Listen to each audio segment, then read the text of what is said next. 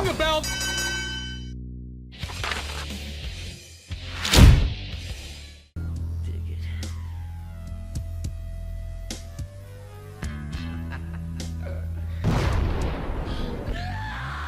Welcome to the second edition of the Livewire Slamcast. I'm Karlifornia. This week I take a look at the Season 5 premiere of WOW Women of Wrestling, the latest episode of Ohio Valley Wrestling TV, WWE Monday Night RAW, AEW Dynamite, and NXT LVL Up. I also respond to some tweets, so sit tight you little cunt and enjoy the show.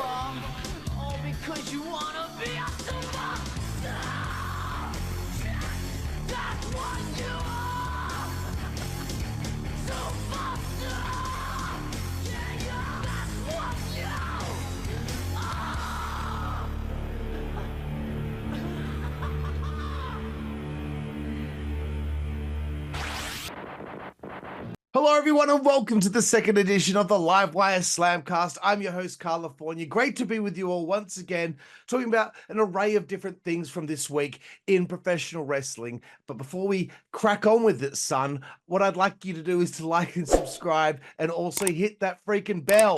We need all of our shit on this channel to hit your feed on YouTube. So please do that for me before we crack on here. And you know what? Before we crack on, I want to talk to you about some stupid merchandise that I've accumulated over the years. And here's one right here. Look at this. It's just Hollywood Hogan's severed head. Why do they put out shit like this for WCW? It makes me laugh. I found it for about $10 on eBay. Mate, I had to have it. It's just dumb. And before we continue as well, I also want to let you all know that this show is definitely not sponsored by Tab. Dude, I'm not trying to be rude, but look at this. There's no way a woman with a body like that has had 2 children and keeps that figure because of 1 calorie Tab. Get the fuck out of here. So this week I decided to check out something new, something that I'd never seen before. And it is the Women of Wrestling. Wow. Wow.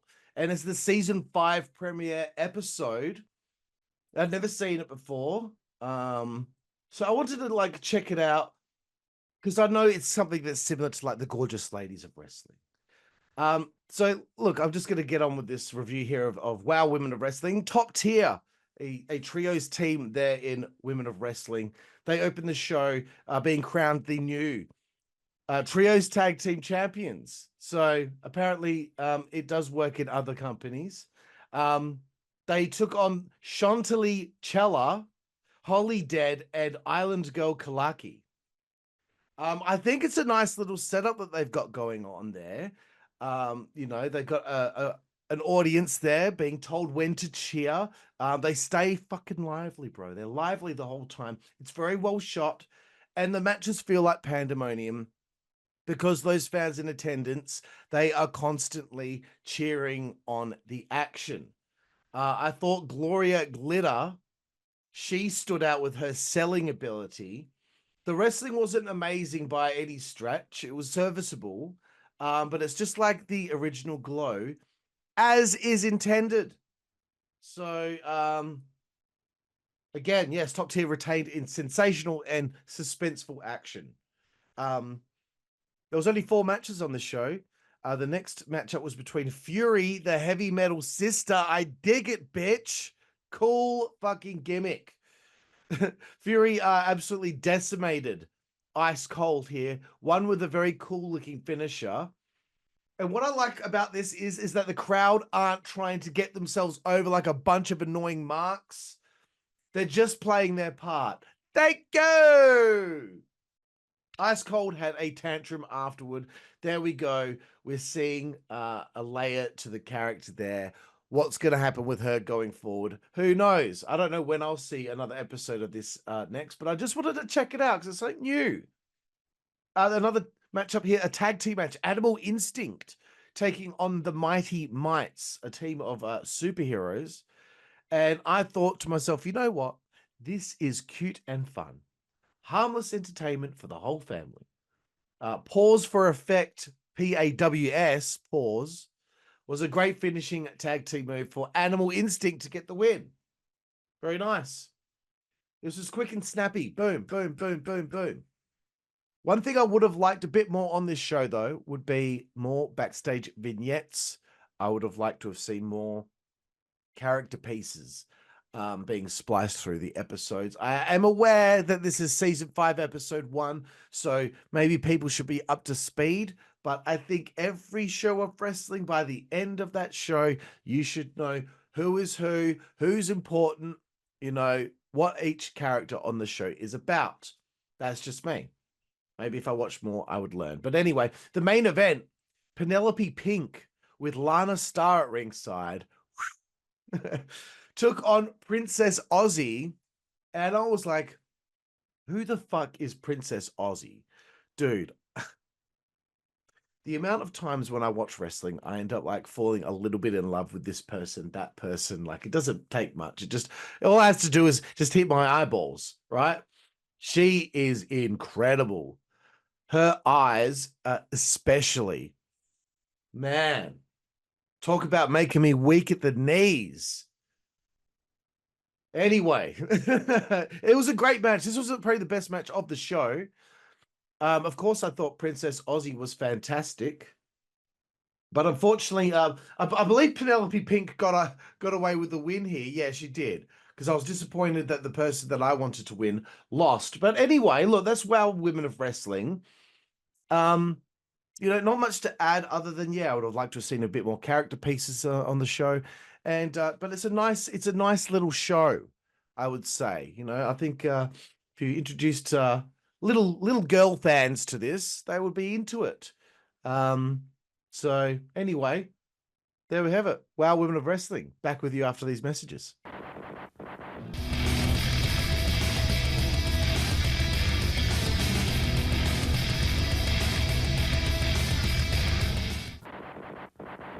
Coming up next is my thoughts here on this week's past WWE Monday Night RAW. I like the new commentator as we start the show here, Joe Tessitore. I've seen some people online already kind of picking on him a little bit. And the thing is, I want to say this. I want to be really clear. I know that people out there think that being a commentator is a really easy job. It is not easy. I've tried it before. I've flourished at times, but then other times I have struggled. So for this guy to come in here, and I think he's doing a great job from the get-go. And how could you not be doing a good job when you have Wade Barrett on the call with you? Dime. Fucking dime. We kick things off with CM Punk arriving to the building. I like this. I also, I like, he gets out of a running car. The car's run. The engine is running. He's double parked behind some cars in the parking lot there. I don't see any sort of valet there to park his car. He's left the car running. He doesn't close the driver's door. He walks all the way through the arena to the ring. They always do that in WWE now. They just leave the car running. Oh, man, it's funny shit. Why the fuck? CM Punk cuts a promo here. He's colored his hair very nicely. We know Punk. We know what he's like. We know he's good on the microphone. And it's good to have Drew kind of have a week off here and there. We're gonna prolong this thing clearly. So we're headed towards Bad Blood here, and we're building towards Hell in a Cell. And after all the stuff that these two have done with one another over the last few months, I guess it's kind of like you'd be a little bit stretched for content. And what else can we do with these two before we get to Bad Blood? Not wanting them to touch too often. Although, it does concern me slightly that Punk is only working PLEs, but maybe he's just easing into it. I don't know. It just seems more often than not, people don't wrestle on the weekly show. Must be a part of his deal. But look, if it keeps him off the injury list, then cool. But I got to say, I think Punk and Drew is feud of the year. I mean, I know that there's people out there that like to, oh my God, there's a feud about a bracelet. Like, I know, I get what you're trying to do. And I know I know what people like that are trying to do. They're trying to downplay it because it has been really good, and it's the only way that they can cope with the fact that Punk left AEW and is doing great stuff there in WWE. WWE was the enemy for that long. And it just goes to show just how bad AEW was being run behind the scenes there. Because if they are able to rebuild the bridge between Punk and WWE after that bridge was burned to a fucking crisp, then things must be bad over there. Haven't heard anything negative about Punk and WWE yet. Isn't that interesting? And there'll be an excuse for that too. Anyway, we kick things off. Learning a little bit about the Pete fucking Dawn and Sheamus, their feud that's been going on. Kathy Kelly. Every time, dude. Every time. I can't handle it. I can't handle it. She's talking to Sheamus about things. Sheamus talks again. He mentions the Intercontinental Championship. It's still on the list for him. He still needs to win that title. I was happy to see Kathy Kelly here. Don't get me wrong. One of my biggest crushes. But I thought Raw had Jackie Redmond. But, you know, they plod along through WWE Raw here. We get to Sheamus versus Pete Forky and Dawn. And at least they're starting with a feud match here and nothing cold. I like that. I hate when, you know, there's one thing with Pete Dunne's offense, and I know that he's a digit manipulator. You know, he manipulates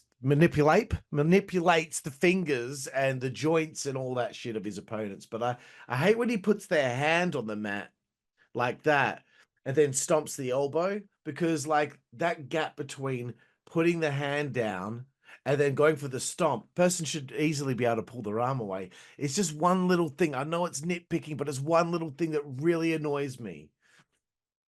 You know, anyway, physical battle here could have been on a PLE, but again, I know more fans out there are picking on WWE about how little matches are on their PLEs, but I don't have a massive problem with it. I just have a problem with it still being like a 3-hour show and plodding along so slowly between the matches. That's my big problem.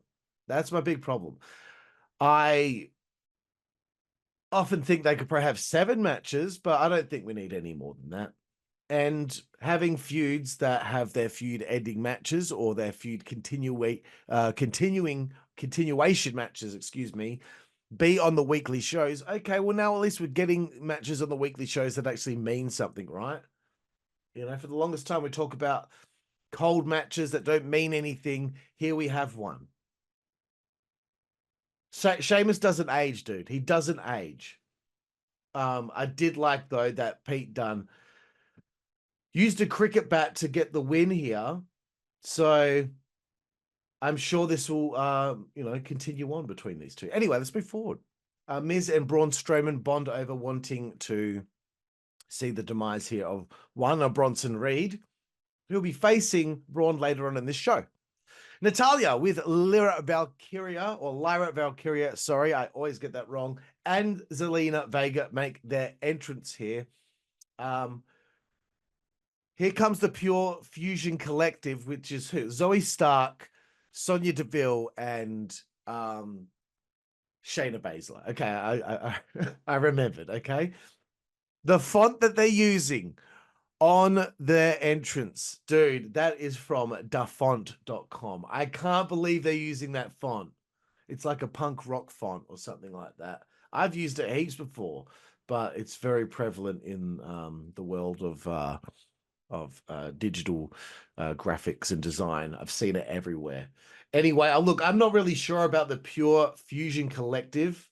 First time I've seen them.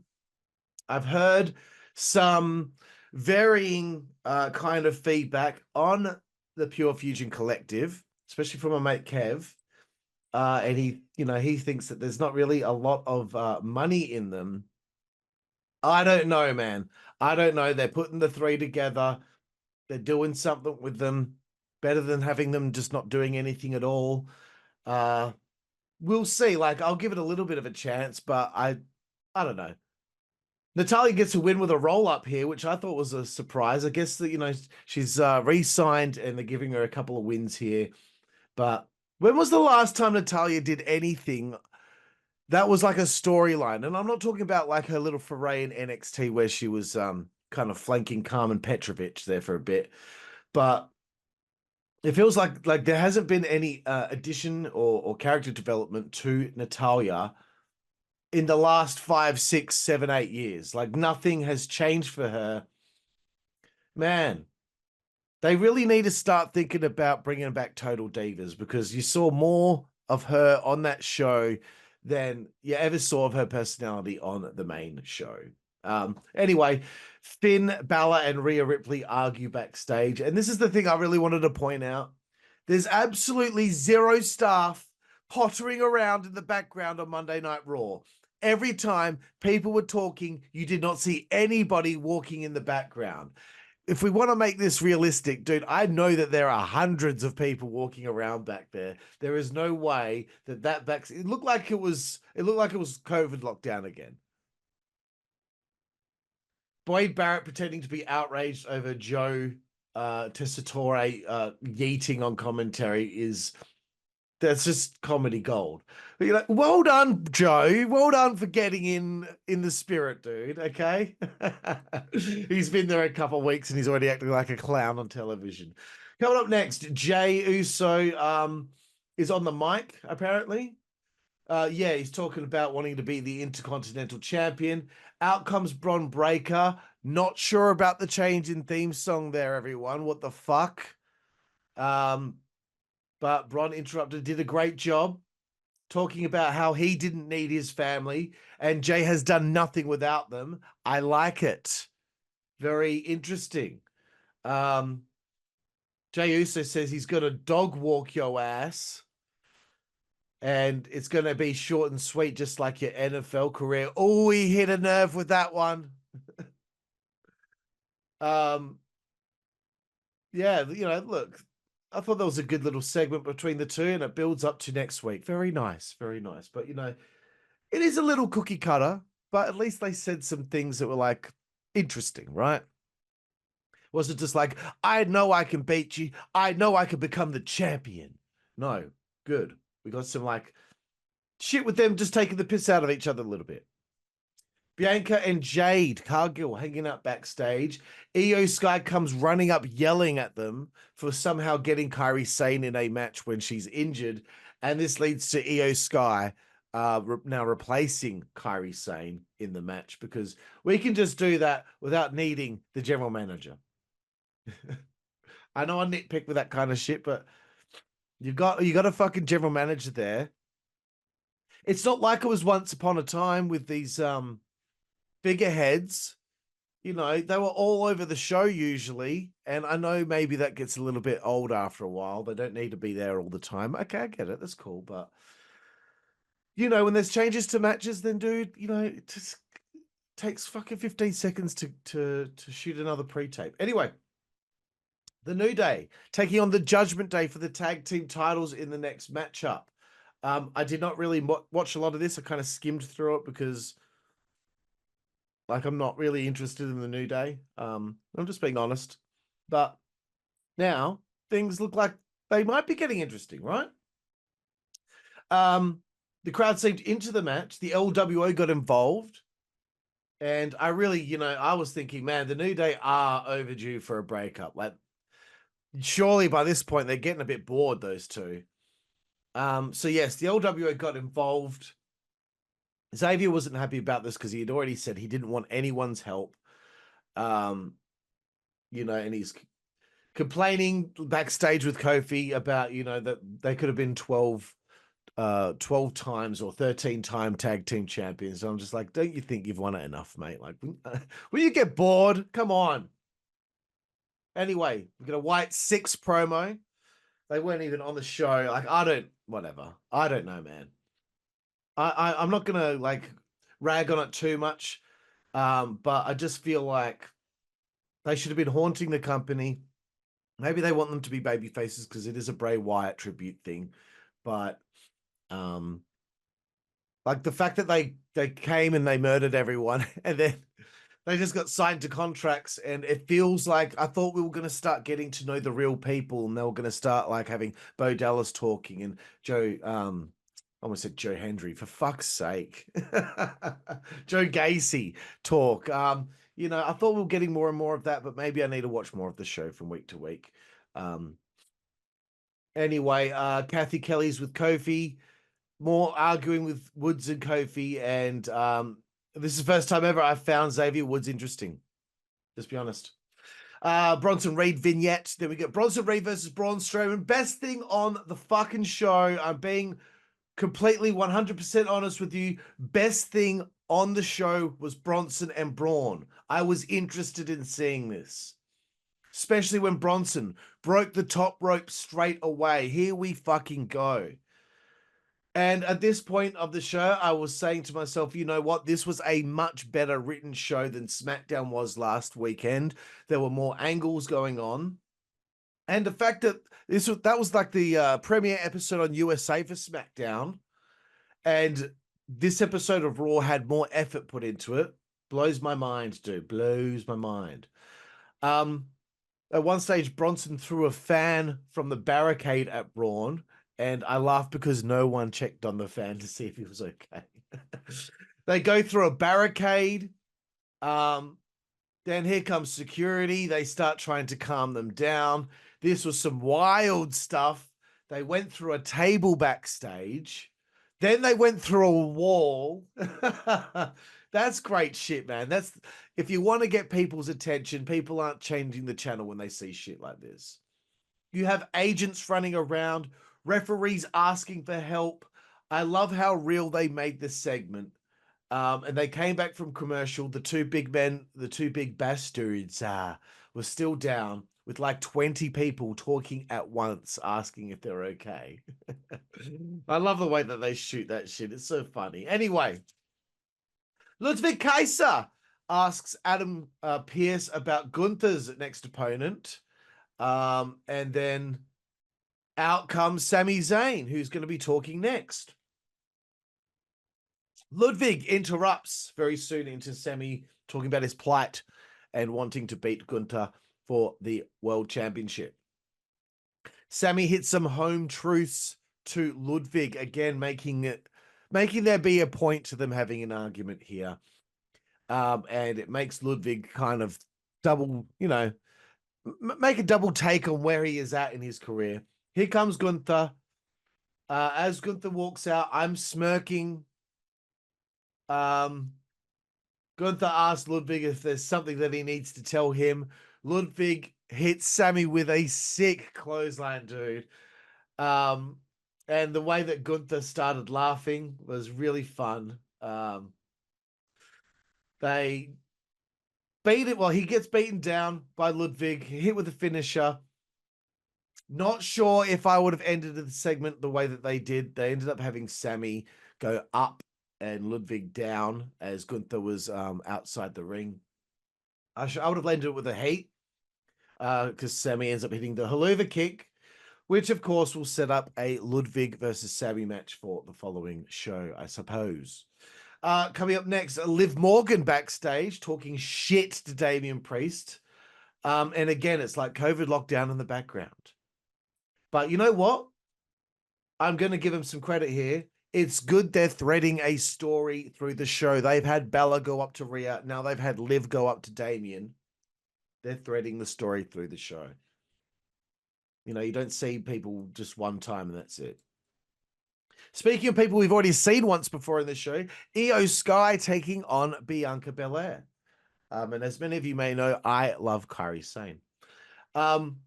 It's good to see there's a continued women's tag team feud. So the tag team champions, they just won the belts after a feud with the with Isla Dawn and Alba Fire. They've gone immediately from that to a new feud. It's not hard. It's not hard. Thank you. Thank you. As to be expected, Io and Bianca had a very good match. I was glad to see Damage Control. At this point, I have been glad, excuse me, to see them together after all this time. Because beforehand, dude, they would start a team or a stable, and it didn't take long, but they'd be broken up within such a short amount of time. This group, the Judgment Day, they've been together. They've continued to evolve and change as members have left the group. It's cool. You know, thank you for showing some respect to what a stable's supposed to be like. I thought this was not only match of the show, I thought this was match of the week in comparison to all the other shit that I'm going to be talking about on today's episode of the Livewire Slamcast. Great finish. The moonsault reversal into the KOD, into the inside cradle, and it was over. It was just, I expected Bianca to win. So to see Io Sky go over there, I thought was the right decision. Another thing that I wanted to mention, does nobody have a locker room tonight? Damian Priest is getting ready in the middle of nowhere in the building. Why would he do that? We get a vignette of American Made. Okay, this is good stuff, dude. Come on. I love this. Brutus Creed's fucking obnoxious laughter. Ivy Niles changed her hair to be more patriotic. They've got a Hummer. They've been in a Hummer. They're posing on the Hummer. It's great stuff. I'm glad that they kind of like, they've got them away from the White Six now. Let's get them some momentum. Ludwig Kaiser is with Kathy Kelly. And I like, again, Kathy Kelly is going around. She's getting the scoop. This is exactly what her character's supposed to do. Get the fucking scoop.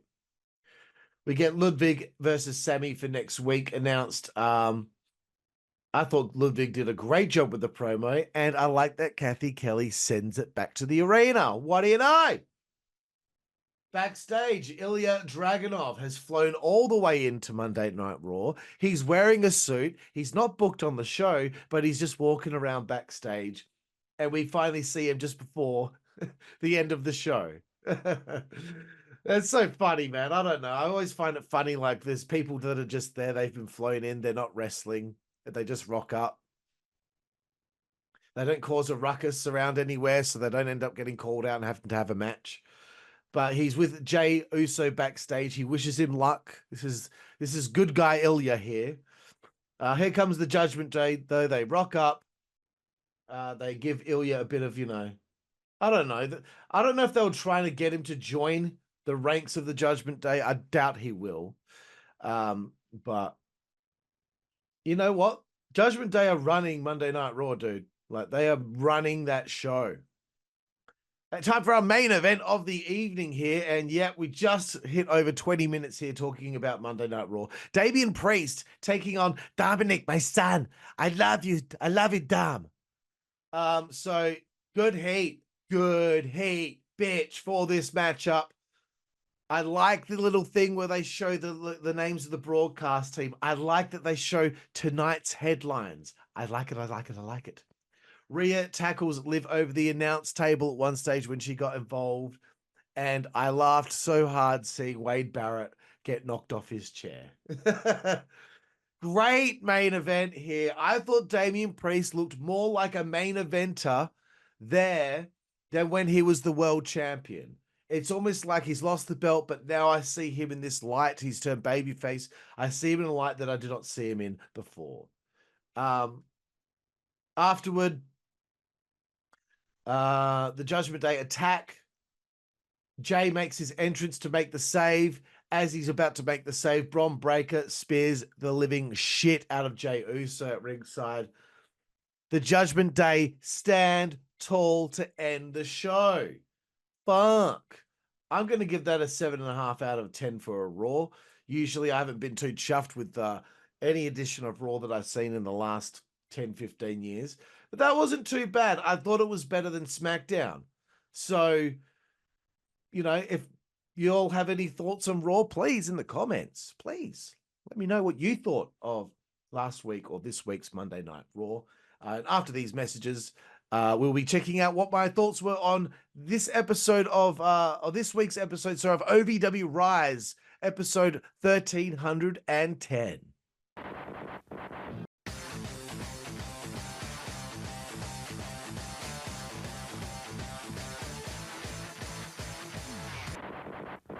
We're back here live on the Livewire Slamcast, California, once again with you. But yeah, checking out this week's edition of OVW Rise, 1310th episode.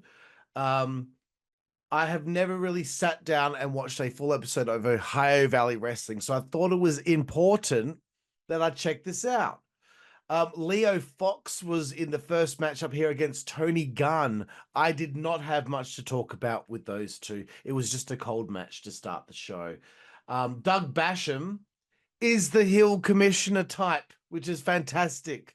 And we'll be talking a little bit more about Doug later on here. The OVW Women's Champion, J-Rod, came out to join commentary.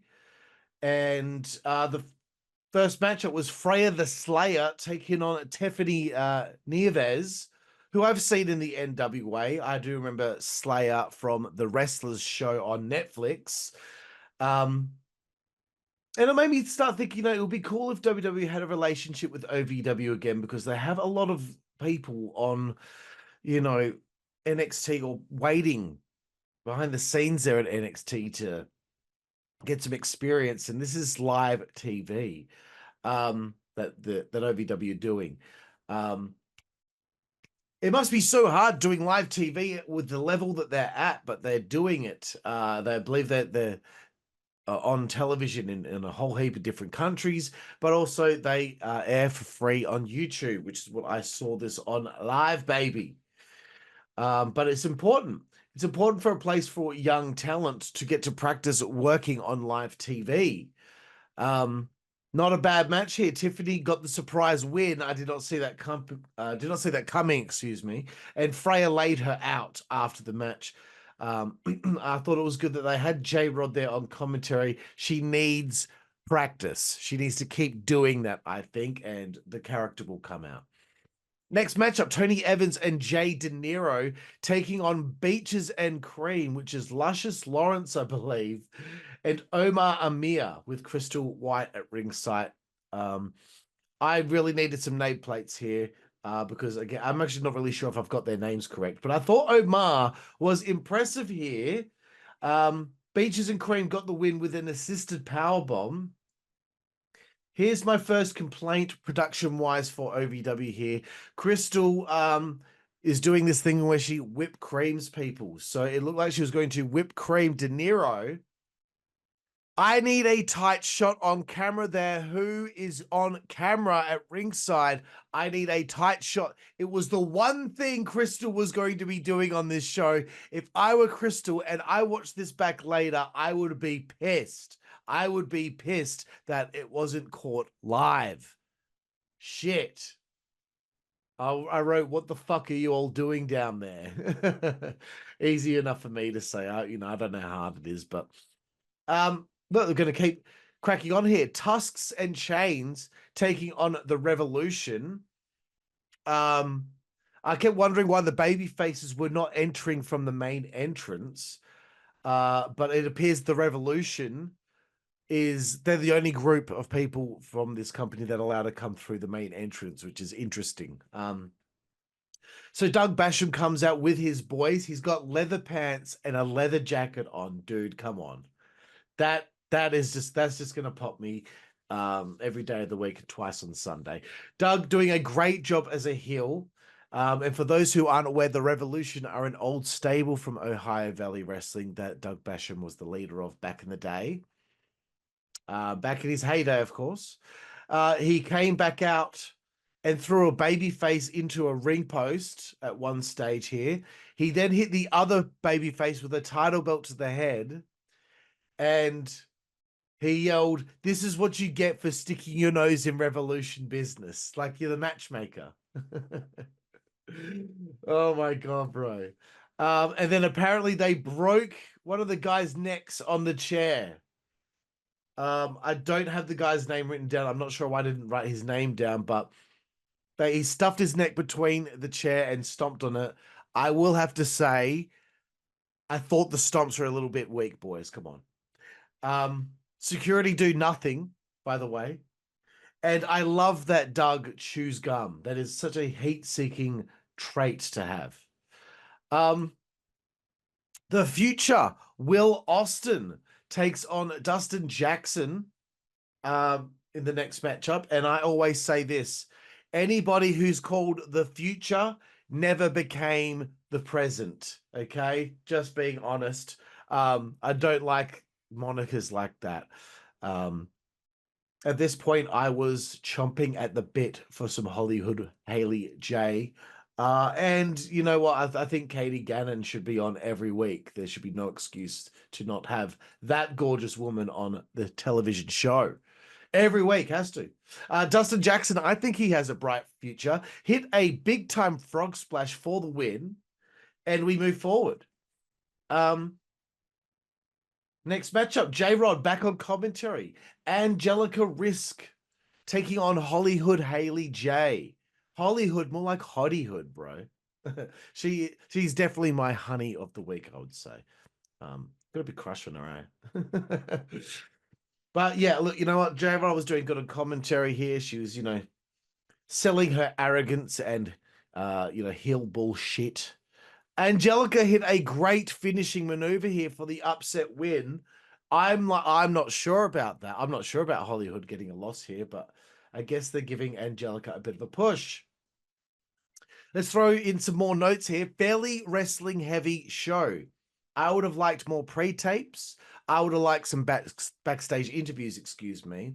I just think it was a little too wrestling heavy, and we need some more vignettes, things of that nature.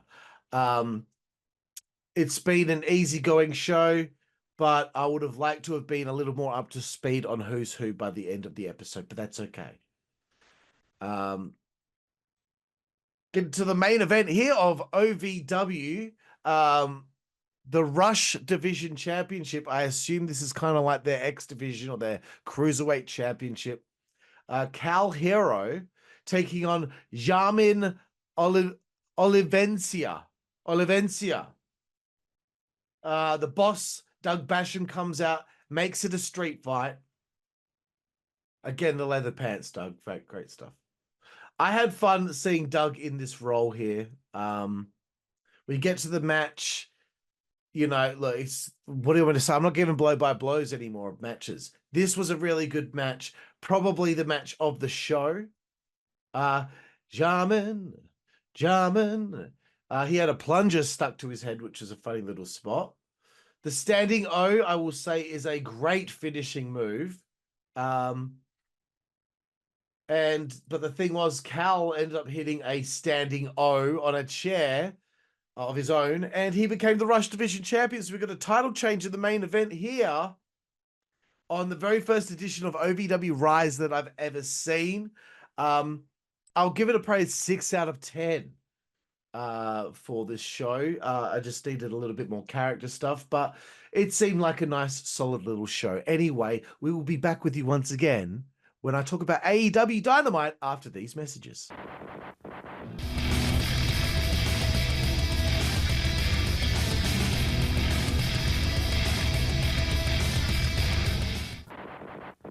And we're back here on the Livewire Slamcast, California, with you once again. And I want to talk about this week's edition of AEW Dynamite, which I haven't checked out an episode of this in a while.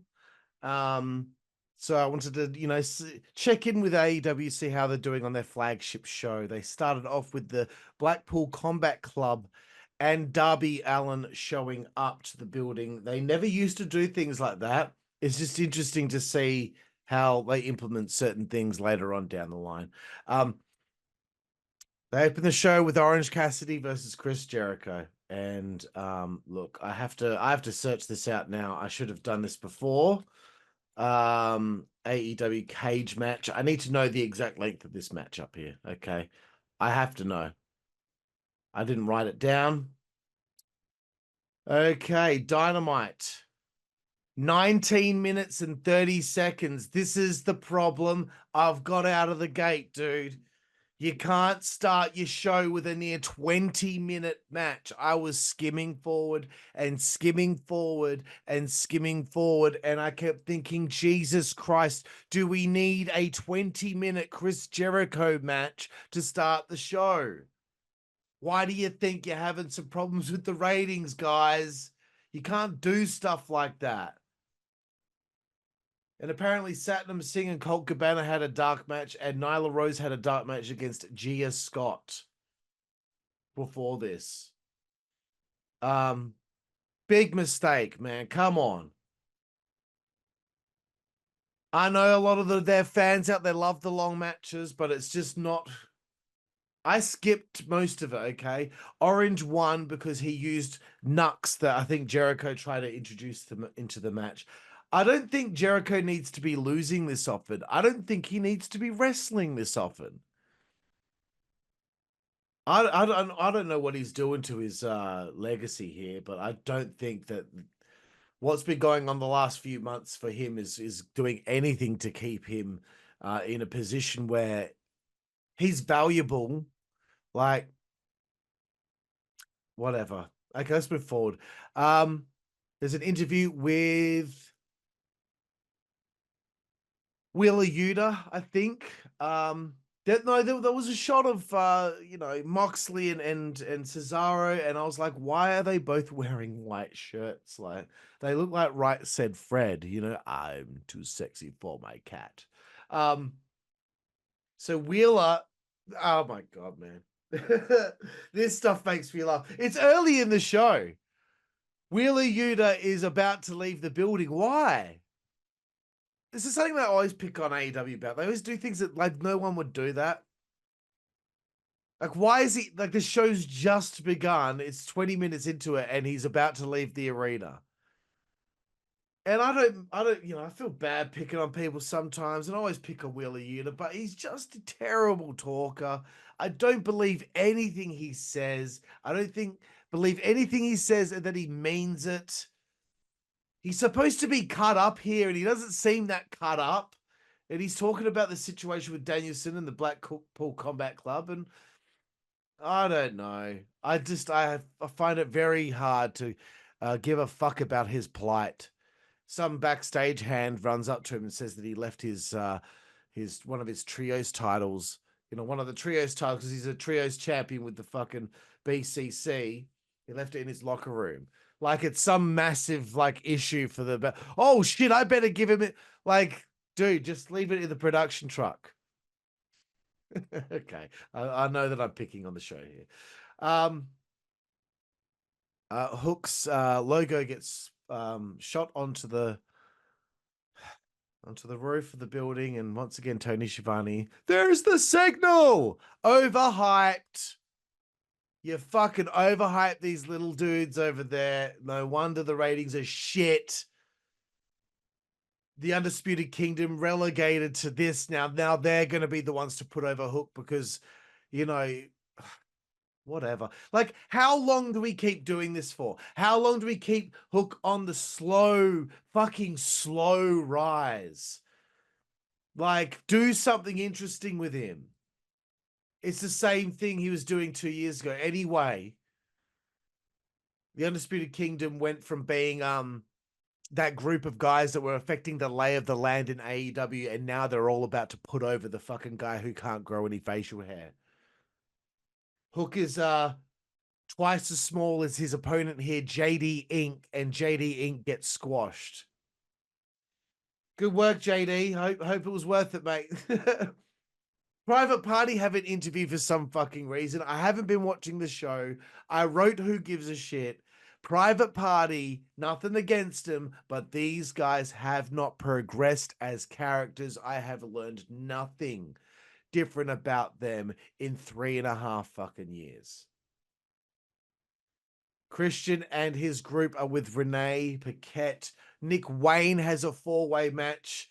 Of course, it's a 4-way match for no fucking reason on Rampage. And he won that, by the way. It was against Leo Rush, Kip Sabian, and Rocky Romero. Like, it's a cold 4-way. Look, hey, I get it. The diehard fans love this shit. I fucking hate matches, especially multi-man matches that are thrown together for the fuck of it. They should only happen for a reason. This is the type of wrestling I don't like, and I'm sorry.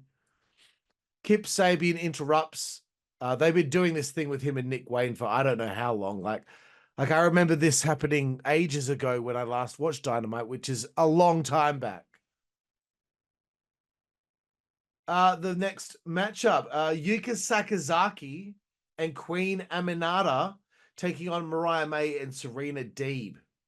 By the way, Hook won his match in 1 minute flat.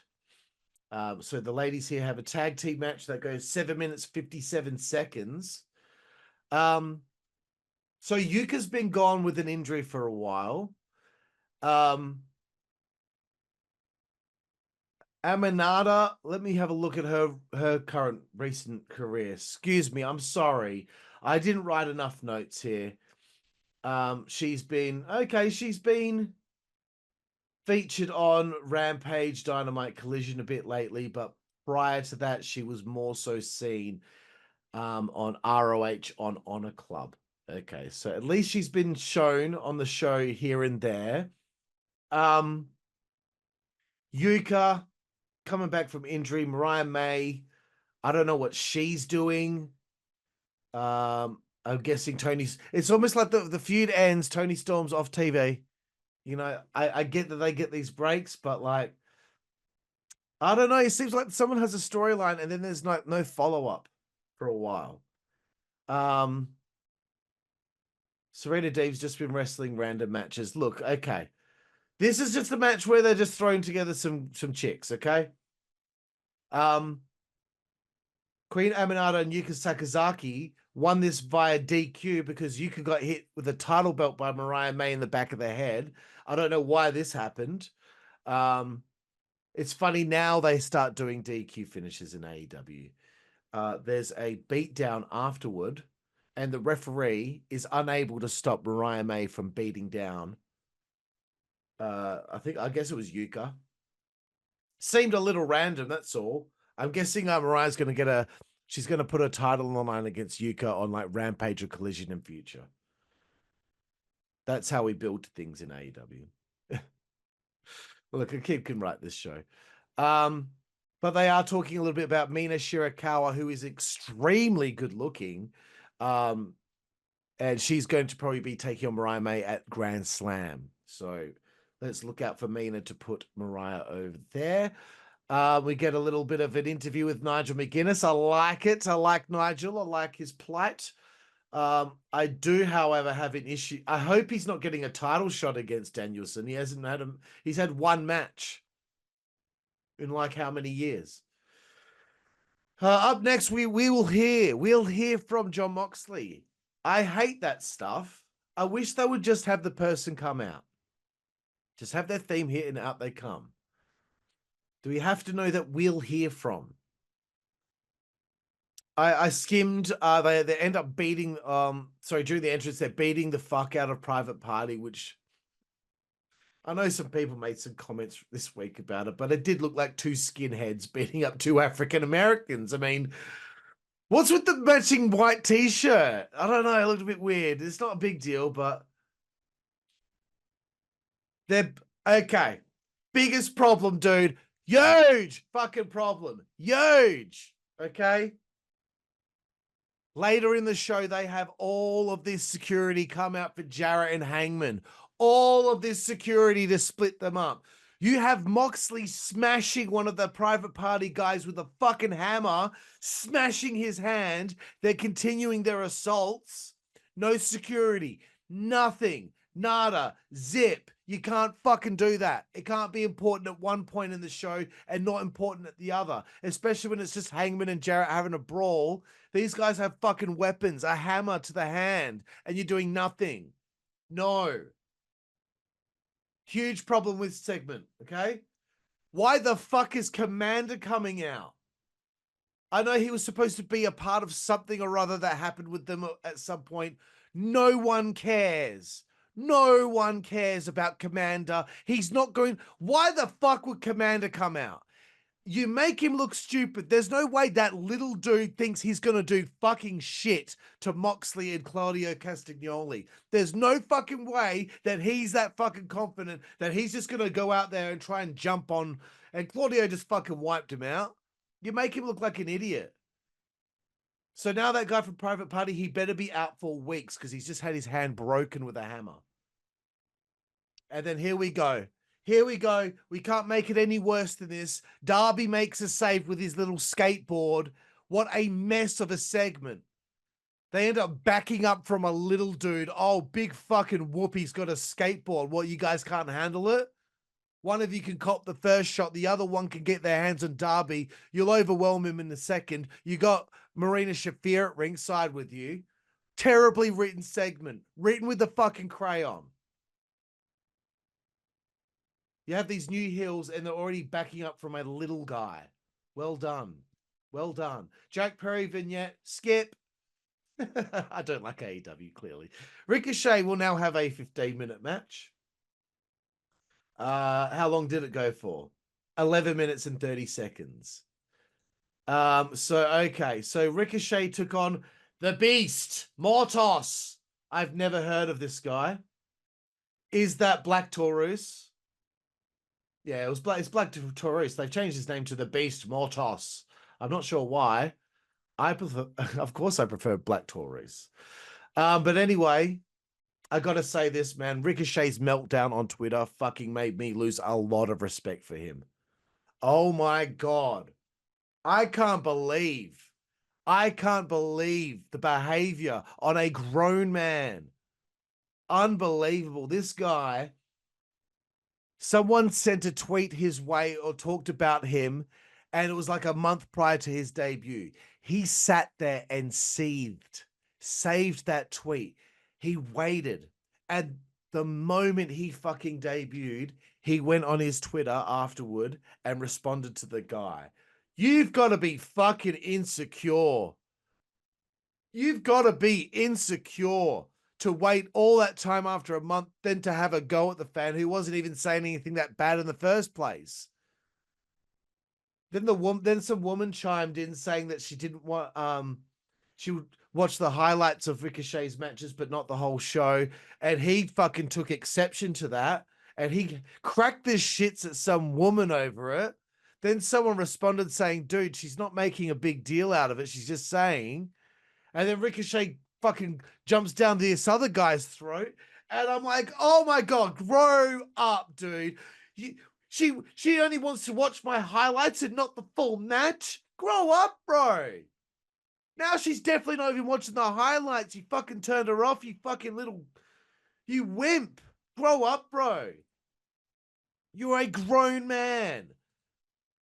Like, fucking get some thick skin. It's like him, Adam Copeland, sending fucking messages to people. That you're that insecure about your decision to leave WWE and go to AEW that the moment someone says one little thing, it hurts your feelings. Fucking hell. Ricochet hit 3 dives in this match, or went for 3 dives, because whatever. Mordos hit a 6 Samoan drop. That was the highlight of the match, and Ricochet won the match. Sorry. Hangman Page has a promo. He's still going on about Swerve. I'm not sure where it's going. But it seems like he's cracking these shits with Tony Schiavone over the fact he's made positive comments towards Swerve in the past. Tony's getting courted. Jeff Jarrett's theme song hits. Out comes Jarrett. I've already complained about it. You can't pick and choose when a guy just got his hand smashed with a hammer. Jarrett makes a save, and it's clear that there's going to be a Jarrett Hangman match at Grand Slam, and I guarantee you Hangman beats Jarrett. Bet you anything. Bet you anything. Ricochet is about to be interviewed by Renee Paquette and is immediately interrupted. Absolute fucking nonsense. Immediately interrupted. And it's by Will Ospreay, and I'm sorry. I'm so fucking sorry. Okay? Very athletic guys, you know, good for them, but they are terrible at talking. They are terrible at acting. Please get some lessons. This is the biggest shoehorning and forcing of an issue between the two that I've seen in recent history. Ricochet goes on about, I know how you want to reform the United Empire. No one gives a fuck about the United Empire. Only diehards. No one gives a fuck about the United Empire. Trust me. I thought TJP was the leader of the group now. Why does Ospreay need a group? Why do we need a group? You got enough stables. It's such a stretch, this whole thing. I just talked to Tony. I've spoke to Tony. And Ricochet spoke for way too long. Like, Ricochet should be in like 10-second increments, dude. Main event time. There's a holy shit chant before anything begins, and I'm just like, okay, no. It's the Elite, the Young Bucks, and fucking Okada, who's getting paid so much for nothing to be done with him. I don't give a fuck if you say, oh, he's got the fucking Continental title. No one cares about that belt. He was being seen as one of the greatest wrestlers in the world. He was put up on a pedestal all the time by New Japan. Everyone used to talk about how great Okada is. And you've come in to AEW, you've brought him in, and he's been nothing but an afterthought to the Young Bucks and their bullshit. There was no table set or laid out for this main event at all through the show. Nothing set the table. No fucking reasoning why I should give a fuck about this matchup here with Ospreay, Fletcher, and Takeshita against the Elite. Why should I give a shit? I bet you the rating went down for this match. I bet you fucking anything. You want to know why the ratings keep going down? It's because of this. The match is too long. It ended up going, what, 21 minutes, didn't it? It went 21 minutes and 30 seconds. Excuse me, 21 minutes and 5 seconds. Too long. Too long. It gets to a point where it's a dime a dozen. You can keep doing this week in and week out all you fucking like, Tony, but you are not going to grow your company by having matches like this. Cold. I don't care if Takeshita and Okada are working with each other at the pay-per-view.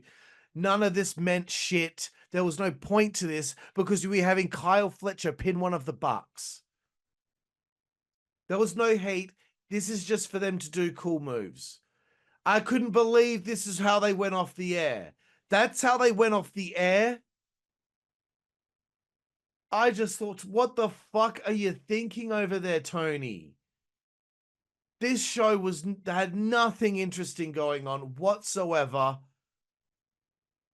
Just a waste of time. I'm trying to find something that I liked. I guess the segment with Hangman and Jarrett I liked because it was good. Realistic, having people, security running out, not wanting to have this big fight. But it was ruined already because the security didn't come out earlier for the Blackpool Combat Club assaulting people. I'm giving the show a 4 out of 10. I'm just disappointed that I come back after all this time and still nothing's improved. There is a reason why this show is not doing very well. It's not going gangbusters anyway. We'll be back with my thoughts on this week's NXT Level Up after these freaking messages.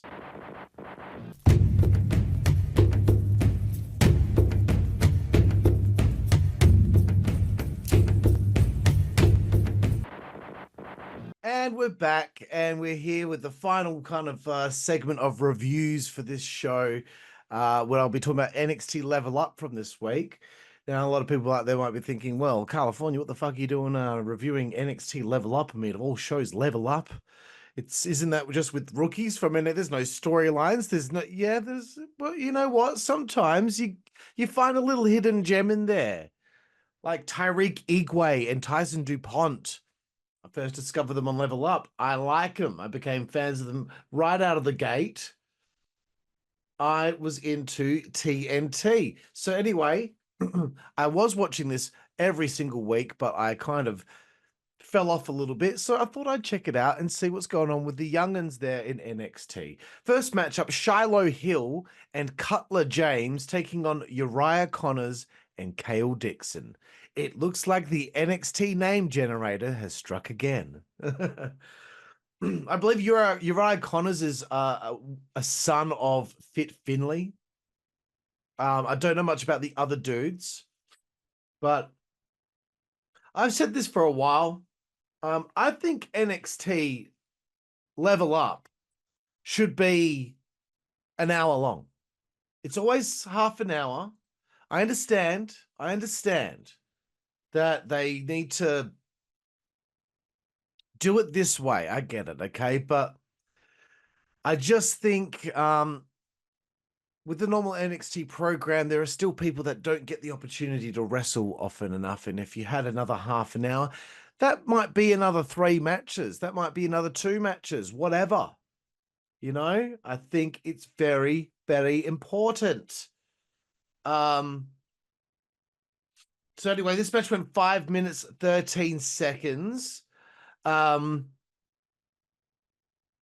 This is why I don't think they need Ricky Starks or Daniel Garcia. They've got these 4 guys there. They've got Nico Vance, who made his debut later on, Luca Crucifino, who's there. They don't need any more people, as far as I'm concerned, dude. Okay? Anyway, let's keep moving forward, hey? So it's a good little showcase here, but until they have defined characters, it's difficult to care this early on with these 4 guys. Nothing against them, but we go backstage. Carly Bright is talking to Kendall Gray. Jesus Christ. Okay, Carly comes up to Kendall. She's out of sorts. She's got doubts because she's facing Tyra May Steele in her matchup on this show. And Tyra May Steele is a former Olympic gold medalist. Won it in freestyle wrestling in the 2020 Tokyo Olympics. Shit. What made me laugh, though, was the fact within 25 seconds, maybe less, Carly Bright had made Kendall go, you know what? You're right, Carly. And she completely squashed her doubts within mere moments. I love it. So unrealistic. I've seen Tyra once before. It was a little while back. Kendall comes out and I'm like, she's super cute, dude. Like, I'm sorry. I know people are like, shouldn't keep talking about their looks. Like, it's it's about more than that. Shut up. Shut up, pin dick. I was really impressed with Kendall in this. She hit this flying armbar on Tyra May Steele, who did the ground and pound, brother. I thought Tyra May was pretty good too, but what a great little matchup here. Kendall with a sick reversal of a dragon sleeper into this pinfall, and she managed to pick up the win. I was surprised because Tyra May Steele being a former Olympic gold medalist. Shit. And Kendall Gray clearly is someone who is quite well advanced as it pertains to you know, freestyle wrestling and catches. Sounds fresh though. Catch can Styles era Kendall Gray. But anyway, yeah, good victory there for Kendall Gray. We get to the main event here of NXT Level Up. See, this isn't going to be long. Less than 5 or 6 minutes here. Nico Vance, who cut an interview backstage with Sarah Schreiber. He's making his debut here. He's taking on Luca Crucifino, the Legal Eagle, the consigliere, of the AT How You Fucking Doing Tone family. So I thought Nico filled the role of angry chip on the shoulder young heel. I think he filled it well, but I would say the idea would be to look into his past and find out why he's such an angry young man. Why did he have fights with his teammates when he played football? It will be, these are the things that you can do, you know? It's just so funny how like someone debuts as a heel, like nothing has happened to them to make them be a prick yet. So obviously something in their past has happened that hasn't been caught on film. So I would like to uncover that as the months wear on. I wish I worked there. I would start working on this shit immediately. Main event here coming towards an end. I was laughing out of the blue here watching this because Luca Crucifino is a lawyer and he wrestles. How does he have the time? Being a lawyer is really, really time consuming. Anyway, he hit a version of the code breaker here on Nico Vance, who seemed to be, quite decent in the ring for a younger guy, a younger performer. But the code breaker type move was really good. It's like he instead of like aiming to try and get both knees to the chest, it was more like Luca pulled his head down onto his knee, and he got the victory. So the ATA you fucking doing, Tone? The family, huh? They're fucking happy. And it was just Adriano Rizzo and Stax Lorenzo out there. ATA you fucking doing, Tone? He had too much good shit to be up to. He was too busy counting some cash backstage, whatever the fuck. Maybe eating a fucking cannoli. But there we have it. There's my little review of this week's NXT Level Up. And after this short message, we will be going to some tweets from this week in professional wrestling, and I will be responding to them.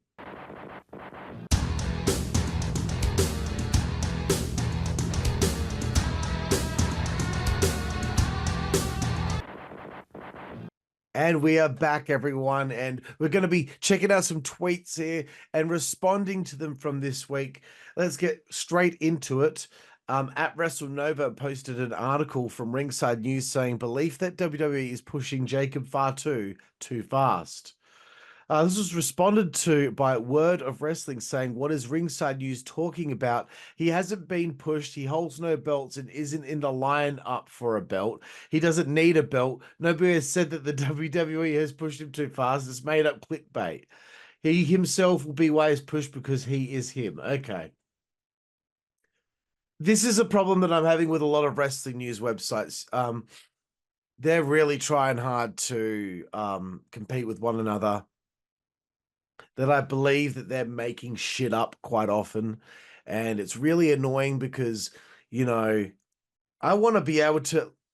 It's professional wrestling, so I do understand that it's hard to know what is the truth sometimes because, the people who are supposed to be the most reputable fucking sources, like a Dave Meltzer, like a Brian Alvarez, it's quite clear that they have biases that affect the way that they present news, which is such bullshit that they implement their opinion so much. They're supposed to be the ones that are getting us all the news. So it's a shame that a place like a website like Ringside News would decide to push fucking horse shit. It's horse shit.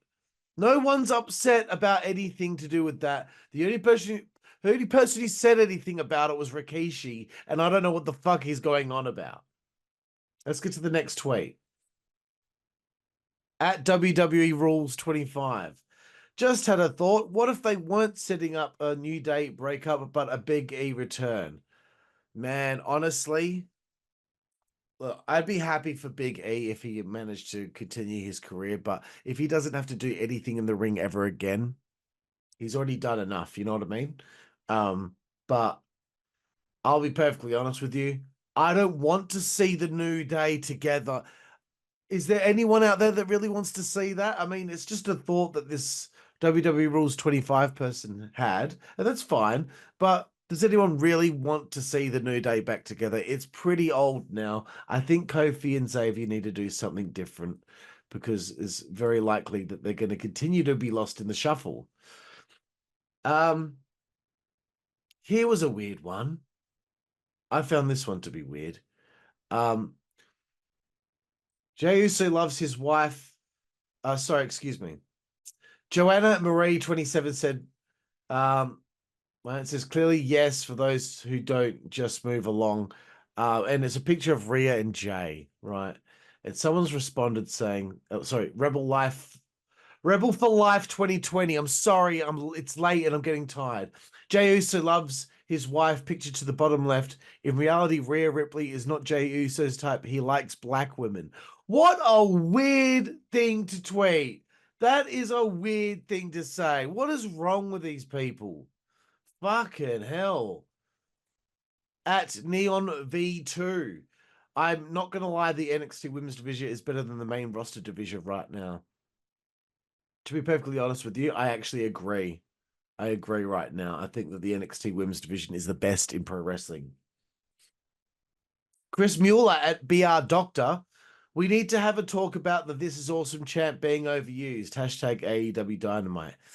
Thank you! Fucking hell, man.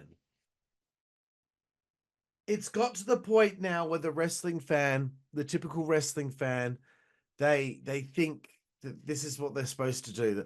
They're playing a part, they're in the crowd. Something kind of cool happens, and they're like, "This is awesome. This is awesome."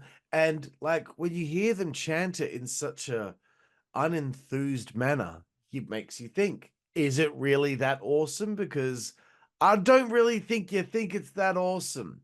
I think that wrestling fans find themselves getting into these I mean, I'm not going to call them sheep, but it's just like, well, I heard them do it on televisions. This is what we're supposed to do, right? Like, just fucking stop. Just stop and just enjoy the show. You know, it really does get a bit much. At PW Bites, here we go. I remember this one. This wasn't an annoying one. Friendly reminder that both AAA and TNA had Mortos under contract and did absolutely nothing with him. Glad to see someone this talented finally getting a chance to showcase it. Hashtag AEW Dynamite. So Mortos, for those who aren't aware, used to be known as Black Taurus in TNA and AAA. PW Bites, just want to let you know, out of 19 matches that Mortos has had in AEW, he's had 16 losses, 3 wins, but every single singles match he's had, which is 7, he's lost all of them. So if that's what you think showcasing your talent is, by just being used as a body to put people over, then good for you. But go fuck yourself. Thanks. Uh, at Anne's Rolly, Brian is GOAT. We want Kevin Steen. We want this version of Kevin. This wrestler has been destroyed by the Fed. 6 years he didn't win any title. 6 years was without anything in entertainment shit company. The English must be the second language of theirs. Kevin Steen is all elite. You don't need any more people over there. What are they going to do with Kevin Steen over there? They don't even have enough time for other people on the fucking roster. Why do you need more? What do you think's going to fucking happen if he goes over there? I'm not trying to fucking go overboard with my emotions with this, but for the love of God, you don't need any more fucking people. AEW doesn't have the same identity it once had. It once had an identity, and now you've fucking piled the company full of so many ex-WWE people instead of investing in AEW people that you should have invested in a long fucking time ago. You're fucking so obsessed with the dopamine hit of another person being signed and debuting. You didn't need Ricochet. You don't need anyone else. Will you get a fucking grip? He headlined WrestleMania against Stone Cold Steve Austin. He's getting paid well, man. It's just crazy that these people just... It's never enough. Noah Gilberto, 19. Responded to JD from New York. Okay. JD from New York said Ricochet has wrestled 3 matches, been in AEW 3 weeks, and they're already doing Ricochet versus Will Ospreay for the International Championship in 2 weeks. At the 5-year anniversary show, Tony couldn't fucking help himself. Noah Gilbert, you have to be a miserable person to see that match being announced, and your first thought is to complain about it. You know what? I could care fucking less, dude. I'm not watching it, so... Like, I don't know who out there gives a shit about the International Championship, but like, oh man, they got too many titles. And I don't see how Ricochet's got himself in contention whatsoever. But it doesn't matter. They don't follow their fucking the win-loss records and all that shit. Like, none of that matters there anymore. And it, you know what? Who gives a shit, man? Like, who cares? Like, I could care fucking less. I'm not going to watch Ricochet and Ospreay. I hope the people that are keen to watch it, I hope they enjoy it. But I just, you know, I often wonder, you know, when the Olympics come around, do they give that much support to the gymnastics? Because that's what it's going to be, and that's what it is, and that's fine. Like, they're going to spend the first half of the match not touching one another and just evading each other, and it's going to be fucking stupid. And here's the thing. Y'all want to see this match. It's already happened. You can see them at a younger age having this match. What reason do you really need to see this again? Rehash whatever you want. I don't care. Who gives a fuck? Final tweet. Oh, this is one that I just thought it was funny, man. It's one of those kind of tweets where it's like, that didn't age well, right? Drain Bamager from October 19th, 2021. Just remember, in this war, WWE doesn't have Austin Rock to save them, and AEW won't make the same mistakes WCW did, not even close. The next 3 to 5 years are going to be fun. That's so funny, man. All they've done is go in the other direction, man. All the hype of them, you know, beating WWE in the ratings and all, whatever the fuck, you know. It's just like it was guys like that and tweets like that that created the tribalism and the divide. At the beginning, they had a lot of people from the WWE side keen to check out what they were going to do, and it ended up not being what people expected or hoped it to be. And then time wore on, and it doesn't have the same identity it once had. You know, they've piled the company full of ex-WWE people, and that's fine. You know, you probably need some, but it doesn't have the identity it once had. And just a tweet like that, man, they've made a lot of mistakes in the last few years. And to say not even close, like, man, AEW. And I know a lot of people are like, oh, it's a 5-year-old company. Like, how much fucking time do you need to get your shit together? Jesus Christ. You got a billionaire's father, so a billionaire father who can give his son all that money and still with all that money can't do shit. Anyway, I've had enough, man. Thank you for joining me here for the Livewire Slamcast here on the Slam Society. I'm a bit tired. I hope you've enjoyed the show, and next week I'll check out WWE Main Event, TNA Impact, MLW Pit Fighters, and AEW Grand Slam. I'm Karlifornia, and I'll see you all next time. Thank you.